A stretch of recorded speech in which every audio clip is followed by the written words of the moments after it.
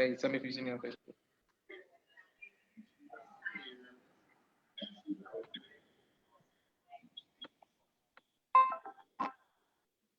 Tell me when. Hey, I want to thank everyone for tuning in. Richard, what's the name of your podcast? Because that's what we're going with. Who sponsored this today? The #1 program on YouTube channel. Okay, yes, sir. Okay, excellent. So everyone who's tuned in, we want to make sure that we subscribe to your YouTube channel and tune in. I want to thank everybody for watching. But Rich, I want to thank you for taking time out of your busy schedule to come and have a conversation with us today, dealing with the real history of Atlanta and to discuss, love, life, and leadership and all of those great things. Everyone who's watching, if you have any questions, please put your questions in the comments. Okay, let's get straight into it, Richard. Yes, when did you first accept the teachings? I first accepted the teachings at it was February, it was 92. I registered February 21st of 93. Okay. I started coming out just before the Georgia Dome, and that's how I was able to see the minister for the first time live. And after I saw the minister and at the Georgia Dome, I made my mind up and I was ready to register. Excellent. And why did you accept the teaching? Wow. Well, initially, my cousin had started studying the teachings in Alabama. He was in college, and he had got introduced by Minister Theo to the teachings, and he never joined, but he was studying. Okay. I got in trouble, doing what young teenagers do, and my mother was kind of afraid that I was going to get some like real time. So she reached out to my cousin because, at this point, he's like the most respected person in the family at the time. He was, upright. He wasn't doing anything. So my mother reached out to him to counsel me. Okay. And, when I began to latch on to the teachings, it was just something that it resonated with me. You know what I mean? It was I remember going to the mosque and Minister Van was teaching. And at that time, he was the Southern Regional Minister. And when Minister Van began to talk about pork, don't eat pork, and, white man, and all these things, and I was saying to myself, I had never heard nothing like that before. You know what I'm saying? That wasn't something that was, familiar to me. My family ate pork 3 times a day and skins for snack. You feel what I'm saying? We was like, man, I was like, bro, I think I'm gonna tell grandmama you done join some kind of cult or something, right? And he was like, well, come back in a sober mind, and if you want to tell grandma that, then do that. So I went back, and Minister Van wrote on a piece of paper for me where it said, "Don't eat pork" in the Bible. So a couple of weeks later, I go home, I read that, and lo and behold, it was in the Bible, and that just kind of baffled me that. The people who I love the most and who said they love me the most would, quote unquote, intentionally be poisoning me. So, I took issue with that, you know what I'm saying? So from that point, the nation really got my attention. I began to study, more about the teaching. Excellent. Okay, well, Richard, what was your, there's a picture that's very famous from the singer Aaliyah, that you doing security for her. How was that? How was your interaction with the singer Aaliyah? Okay, well, before I met Aaliyah, I was Shanga Hankerson, who is Aaliyah's first cousin. He had a restaurant here that everybody probably knows, the Gladys Knight Chicken and Waffles. Well, we began to do security for the Chicken and Waffles after Brother Herman, who initially was the Gladys Knight security detail. That was Brother Herman. Okay. And after, yes, sir. And after his demise, I was actually investigating his case, and that's how I met Shanga. And I began to I took on the contract after Herman, and that's how I met Aaliyah, through the family ties. I don't know if you're familiar with her uncle, but I was working for her cousin and her uncle for a long time. Then I met Sister Aaliyah. Okay, cool. She was a beautiful spirit, of course. You know that. Everybody knows that. Yes, sir. what was your favorite celebrity detail that you got to work with as far as executive protection? My favorite, Minister Farrakhan kind of, I'm aware. I'm aware. Get no higher than that. But no, celebrity wise, I would have to say Michael Jackson. Okay. Funny story about the Michael Jackson detail is I'm on detail and we're moving, we're in the motorcade and my phone is like blowing up. And I'm like, man, I can't answer the phone. We moving, and it's my dad. And I'm like, man, I got to ask. Something must be wrong. My dad don't call me like this. Yes, Man, I answered the phone. My father's like, bro, you done made it. I just saw you with Michael Jackson. You done made it. I'm like, what? But by God's grace, man, in Atlanta, we this being an entertainment capital or entertainment hub, we've always had a lot of celebrities. My first contract was Too Short. I remember meeting with your father at that time. He was the Supreme Captain, and he given me guidance on how to conduct myself, with these entertainers. And that really, brother, it really came to save my life in the long run. Because that world has a magnetism, but his word always rang in my ear that you don't represent yourself when you with these entertainers. And by Allah's grace, I was never able to get caught up in anything. Nobody, have any bad reports because of those type words.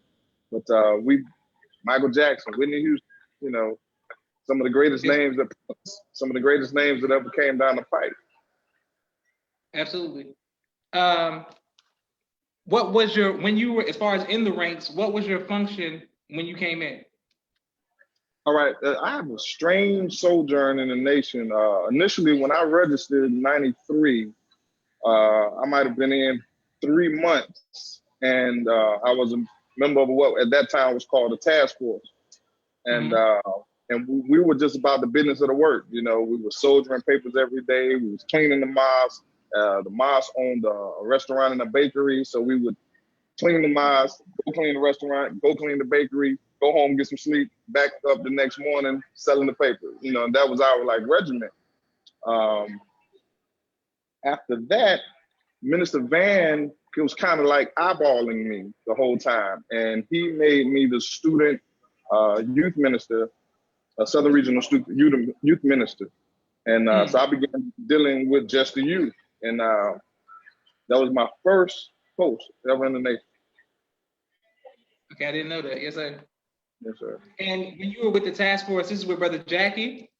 Yes, sir. Brother Jackie, long live Muhammad. Yes, sir. Brother Jackie out of Chicago.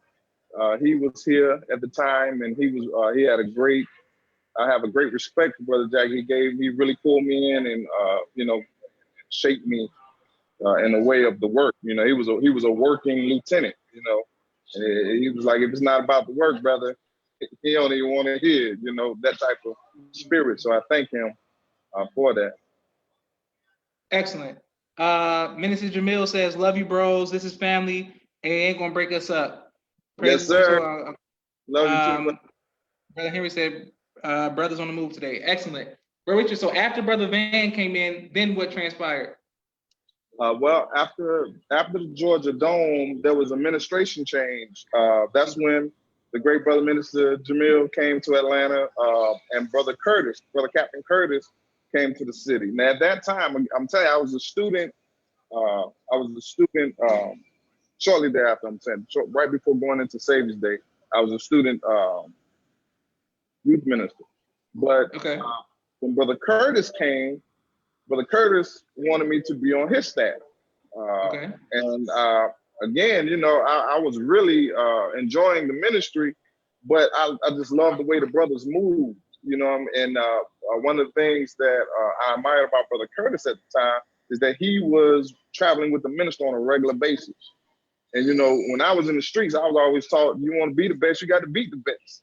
So when he gave me an opportunity to come to his staff, I was down, and Brother Curtis was a working captain, and coming from a working lieutenant like Brother Jackie, it was an excellent fit for me. Excellent. Now, when you were working with Brother Curtis, who else was with you? What other brothers was working on your staff with you? Oh man, Brother Don Enoch. At that time, Brother Don Enoch, Brother Charles Muhammad. Brother Khalito, he has the radio program in New York right now. Brother Troy Muhammad, who's a captain in the South Carolinas right now. Brother Iquan, brother. Oh my God, man, we had a real serious unit at the time, man. Brother Marcus, brother Lawrence. You know, this was a 24 hours around the clock. Brother Ronnie was with us around the clock, 4 hours, man. Operating. Excellent, excellent. Now, earlier you spoke of Brother Herman. Now, could you explain to the people who Brother Herman was and what transpired? Okay, Brother Herman, matter of fact, I was Brother Herman's first lieutenant, mind you, in the Nation of Islam. Brother Herman, when he came to the mosque, Brother Herman was a brother from DC, Baltimore area, real rough around the edges, but just a good-hearted brother. Yes, sir. Now, most people know Brother Herman from his rap career. He went by the name of the Sinister Mr. Black, and they at one point we were using a portion of his song, "The Lion of Judah," on the Final Call tapes. It's I mean, his brother was really good. I mean, everybody who heard Brother Herman rap, Biggie Smalls, Too Short, they all, matter of fact, Prince wanted Brother Herman to go on tour with him. That's how, I mean, everybody in the entertainment industry who met, just fell in love with Herman. He was a great brother. Well, I'm at the studio one night, Too Short. At that time, I was doing the Too Short contract. And I'm at the studio one night, and I get a call from Brother Iquan, and he tells me that, you know, Brother Herman had been shot and killed. Brother Herman was a barber by profession over at his barbershop. And, you know, at that time, you know, under Brother Curtis, you know, we was about that life. You know what I mean? We really put in a lot. We put a lot of work in Atlanta, because the difference in that time period, you got to realize in '93, that's when the Malcolm X movie was released. So the nation was under curfew.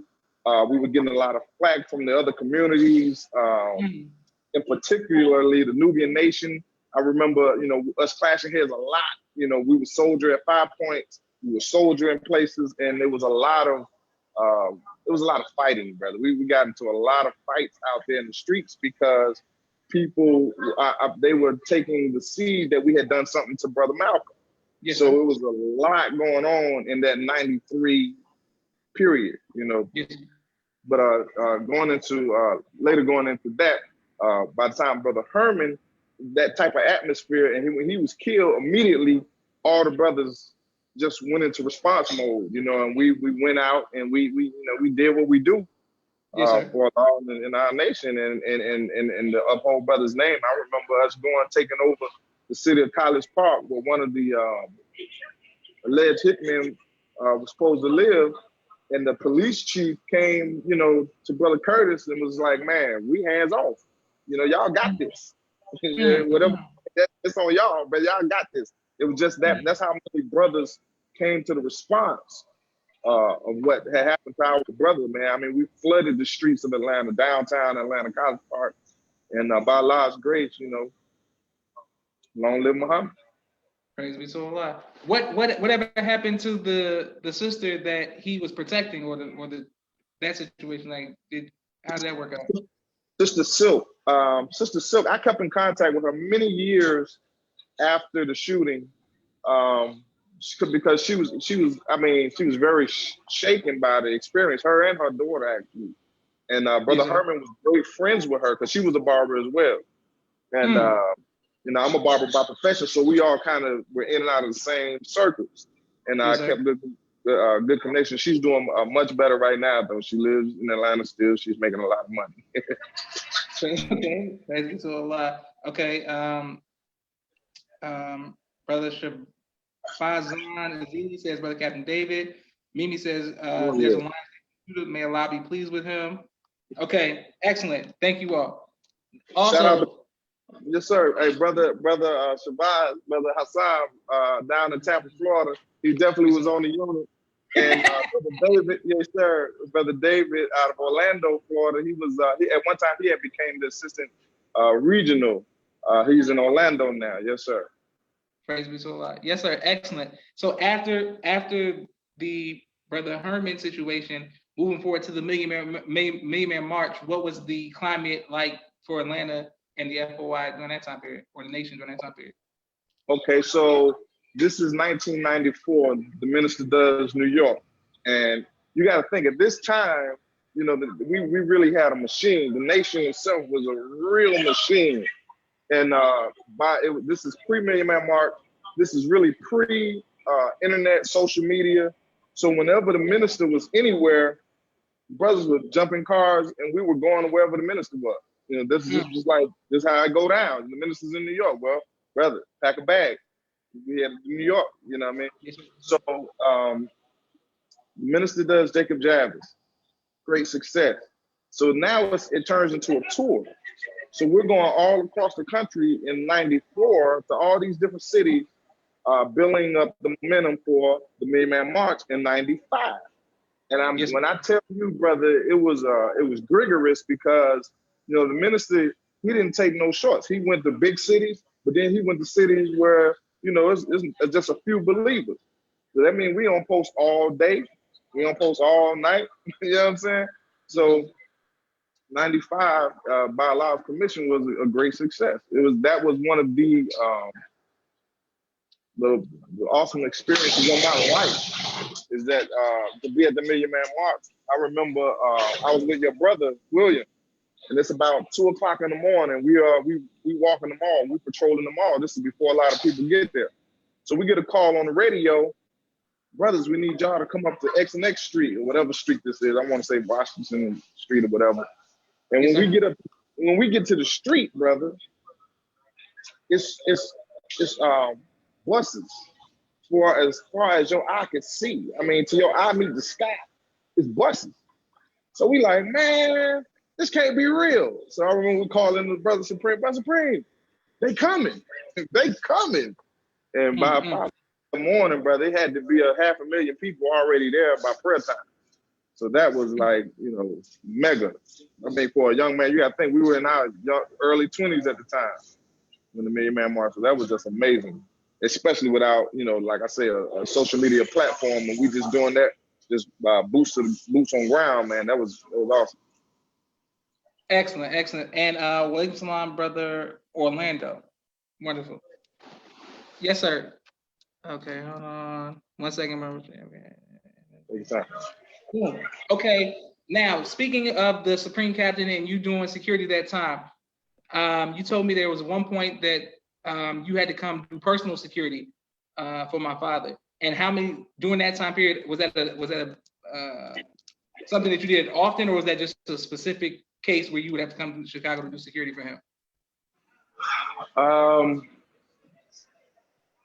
I put it like this: there was a situation where someone had shot your father's car at Mos Mariam.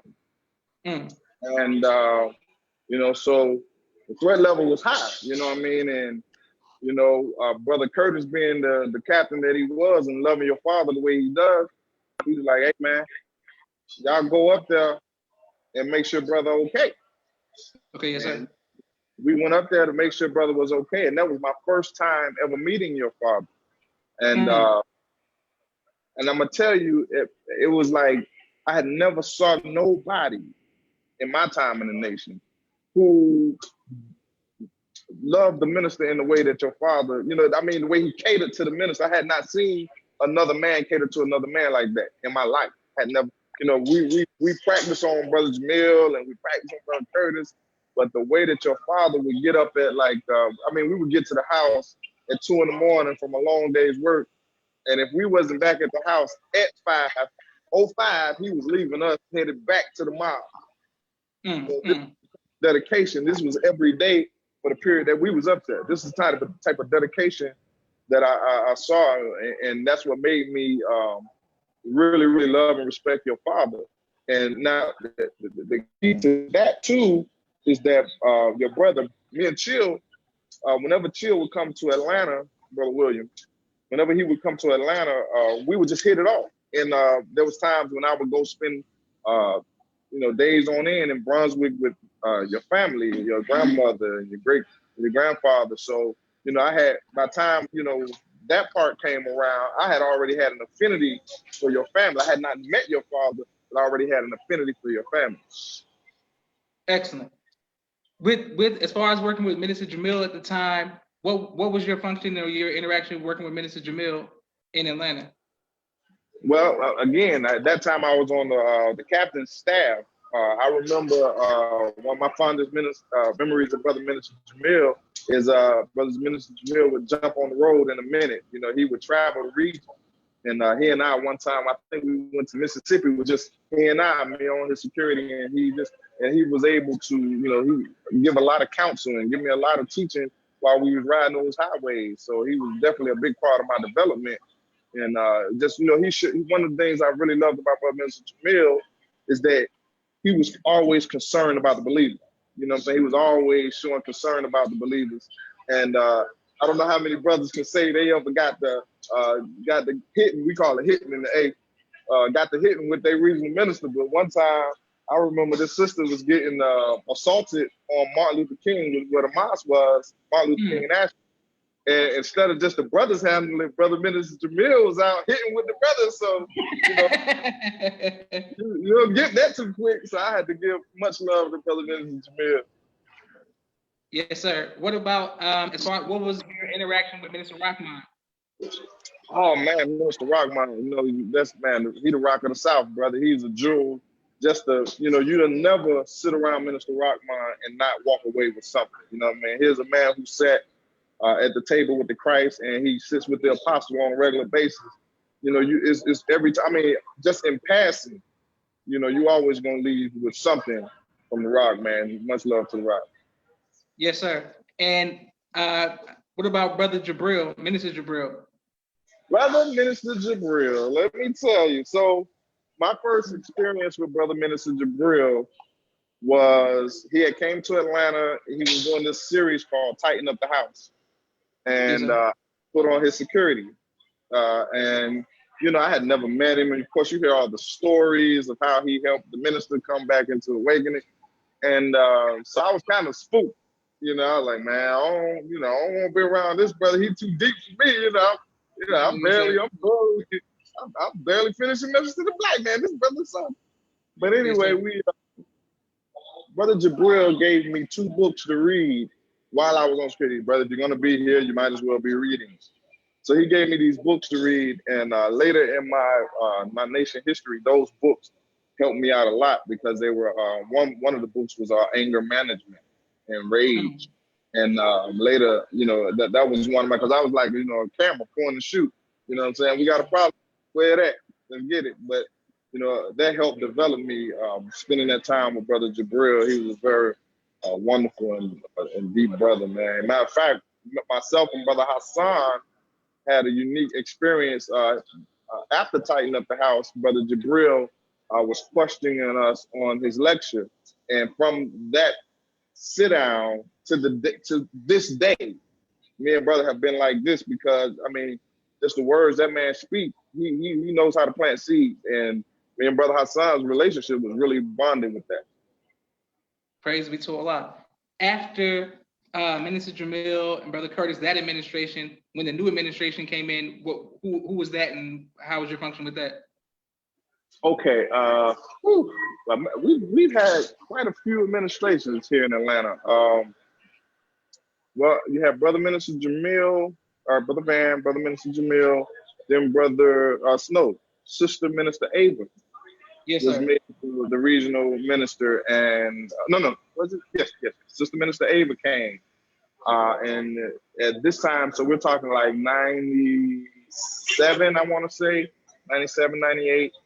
Sister Minister came. Now, this was a unique turn for my Islam, because again, like I told you, we came from an atmosphere where we were hitting. You know what I'm saying?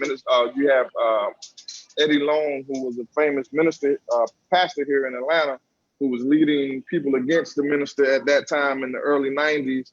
He was leading, a convoy against the minister. So you had that kind of atmosphere where we was always tense, and we was always military and tight. And when Minister Ava came, she brought a different spirituality to Mosque 15.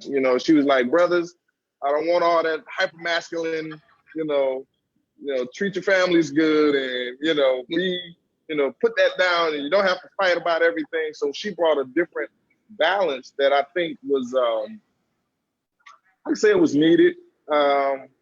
It produced a different vibe for the city overall. Yes, sir. So and shortly thereafter, Brother Curtis was relieved, and we had a couple of interim captains. You had Brother Tim from DC, he came in for a short period. Brother Sabir, who was C. Joe Sabir, he came in as a captain for a while. And after that, a brother who was the minister of Tallahassee was made the captain of Atlanta, Brother Ray. He later became the regional minister, but he was first brought in as a regional captain. And Brother Ray came in. After Brother Ray, I'm in the same administration. So right when Sister Minister Ava, I don't want to say she was relieved because she went after her administration. Let's say it like that. Brother Minister Farrakhan came to Atlanta and installed the student captain, who was Brother Ray at the time. He installed him as the minister. And, so there was a period where Brother Minister Ray was the Southern Regional Minister, and his captain was Brother Nasir. Great brother, very studied historian. That's my brother, good brother. Excellent. Okay, with Sister Ava being a minister, and that being like one of the first times it was done as a regional mosque, as a man, how was that taking instructions from a woman directly? What was that like? Well, for me, it wasn't difficult in taking the instructions from her, because ultimately it was coming from Minister Farrakhan. You know what I'm saying? So we didn't really find problems taking instructions from her, because I'm a company man. It's a chain of command. It is what it is. Me personally, I'm just not that kind of brother that got a problem. When it's right, it's right. You know what I'm saying? So I never took it personal with Sister Minister Ava. It wasn't a problem for me. Excellent. If you could tell your younger self something that you know now that you didn't know then, what would that be? You got time, brother. You got time. When I was young, we came in the mosque. It was a 24-hour operation, working. It got to a point at one time Atlanta was doing like 30,000 papers. You know what I'm saying? So we was grinding, and it was, and I'm thinking, Million Man March, boy, I'm getting from the spark tomorrow, when I really could have been developing myself to help my nation better, help my family better, so I would tell my younger self, take your time, brother, you got time. Yes, sir. How once again, everyone who's watching, if you have a question, you can please put in the comments. How would you define success, Success, money, home, luxury, friendship, and all walk of life. If you got that, you're successful. Yes, sir. I put it to you like this, brother. Get what you want out of life. You know what I'm saying? But in order to get what you want, you need to know what you want.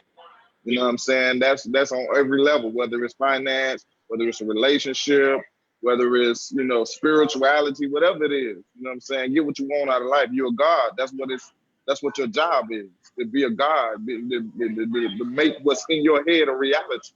Manifest your thoughts. That's success. Excellent. With the current administration, as far as what about when Minister Sharif came and Brother Miko was the captain, how was your function during that time period? Okay. Again, at the time when Brother Minister Ray and Brother Captain Nasir was on the post, I was the paper captain for a great majority of that time. Okay. So when Brother Student Minister Sharif came, I was, not so much. I had gotten to the actual the day-to-day operations of the mosque because I was there all the time, really filling in when the captain and the minister was there. So when he came, and I already knew what type of work ethic he was about, I became his chief of security. Really for the purpose of, like I say, you want to be the best, you gotta, beat the best. You gotta be with the best. You know what I'm saying? I really wanted him to train me in the way that he had trained my captain, Bert Curtis. You know what I'm saying? I was like, I saw what you all produced. That's what I want to be. One of the things that's different that I see now with a lot of the believers, especially the young believers, is when we were young Muslims, we didn't have respect to that degree for the entertainers. We had a lot of respect for the officials of the nation. You know what I'm saying? We patterned ourselves and we emulated the Supreme Captain, the F team, the E team. That's what we desired to be, helpers. So when he came, I knew, just knowing his history, man, I just wanted to be with him everywhere he went. Brother, I'll be the security as long as I can go with you. And man, it was and for the first 3 years of his administration, it was heel toe. I watched him, crisscross the region and make Minister Farrakhan word flesh. Excellent. What is the difference? Brother Derek for real says, ASA, my brothers, Big Rich, original 15er. We did that. Praise be to our bear witness. Next line, bro. Derek. Yeah, with them 1,500 papers, 2,000 papers. Shout out to Brother Derek. What has been the difference between raising sons versus raising daughters or a daughter? Okay. Well, my children live in California. My oldest son, he's back and forth with myself and his mother. He's in college. The difference with me, I would say, is you train boys and you just suggest how to the girls. They're just different in nature. You know what I'm saying? You just give them the how-tos, and their nature will allow them to attach to. You don't really have the same type of issue that you have with a male guy. A female guy, she wants to know, she wants to learn from you. So from my experiences, and I have to give my ex a salute on that because she does a wonderful job with those children. So, I think it's just a difference in nature. You know what I'm saying? The approach is different. You know what I'm saying? Just get a girl's a little how-to. You had to train them, boy, train them hard and train them fast. Yes, sir. What are you passionate about? Right now? Yes, sir. Right now, I want to do business. I would love to.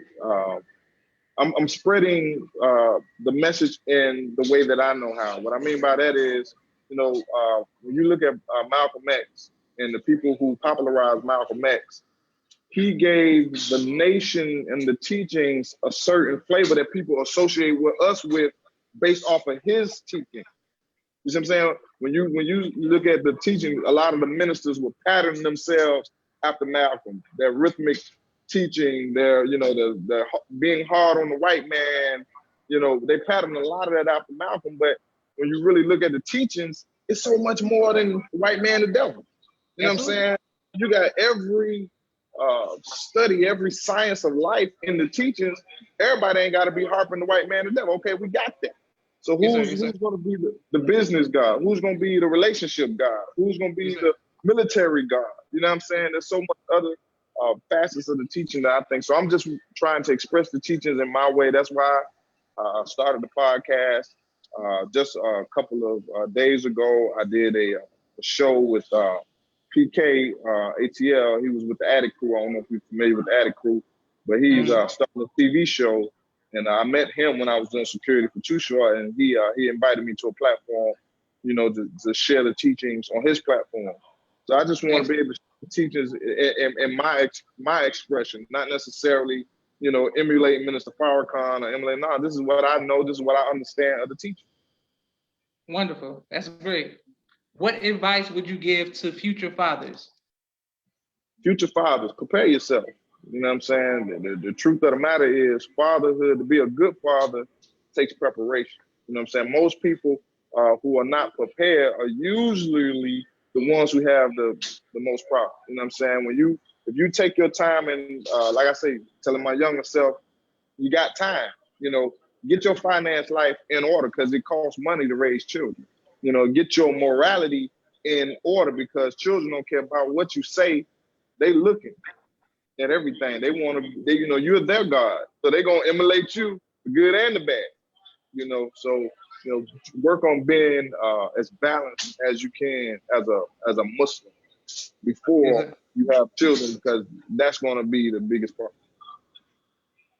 Wonderful. What do you do for fun, Bro Richard? Do I have fun? I'm a movie holic, man. I watch a lot of movies and I drink a lot of coffee, and you know, those are my little simple pleasures. Excellent. What advice would you give to future husbands? Future husbands, be kind to your wife, brother. You know, be kind to your wife. No, for real. It's all in preparation, though, brother. You know, Minister Farrakhan said 99% of the time the woman is right. You know, about not being calm enough of mind to hear her what she's saying, not necessarily how she's saying it. You know, you mess something up. So prepare yourself, you know, to take care of your family. And you know, that's one of the things. I remember one time I was on a trip with we was on security. I think we was in DC, and Brother Lawrence had at the time, you know, he and Iquan, we all rolling, and he said, Brother Rich, he said, now I done seen everybody call their wife but you. And that kind of caught me, you know, that hit me in the gut. And so what he was indirectly saying to me, man, you know, secure your camera, brother. Be concerned. Concern yourself and don't, this is good, you know what I'm saying? Yeah, you top soldier, we can get that. But, you know, that's your nation. Make sure your nation's secure, brother. So I really appreciate my brother for that. Wonderful, wonderful. If there was one thing that the minister, that you got from the minister specifically that you want other people to know who were not familiar with the teachings, what would that be?